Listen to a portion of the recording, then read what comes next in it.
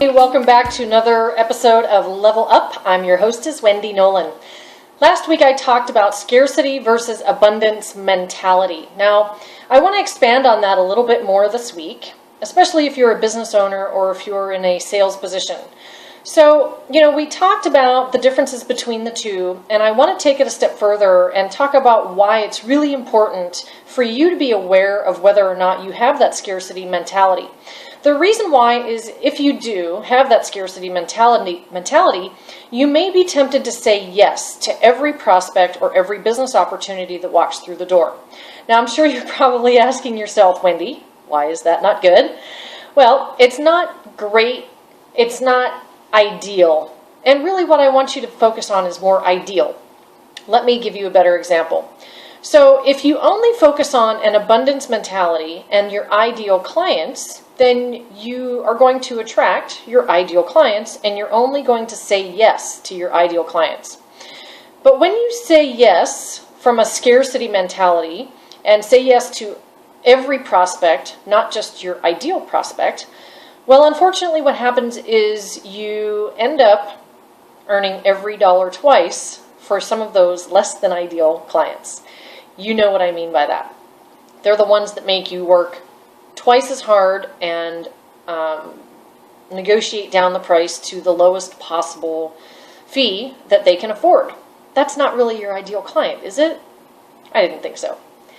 So why is that important? Well, obviously, because you're going to have a docket full of less than ideal clients. And if you were to look at your roster of clients right now, I would imagine people, usually when I coach clients, they are really surprised to learn when they look really closely and scrutinize their client list that sometimes a quarter to a third of their clients are less than ideal.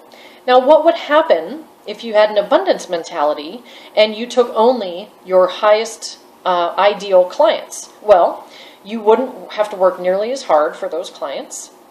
You would be doing your best work for them and you'd really enjoy it.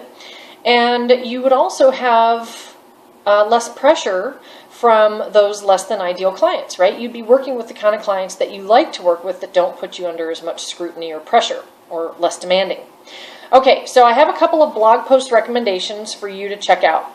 The first one is called How to Deal with Unexpected Change. So that may not necessarily sound obviously like it's going to deal with scarcity versus abundance, but just humor me and take a look. The next one is 5 questions to ask to help you make difficult decisions.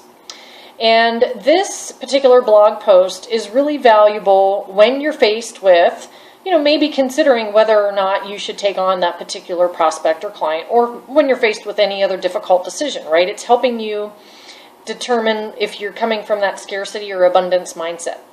And then finally, the last one is the 4 C's of high achievers.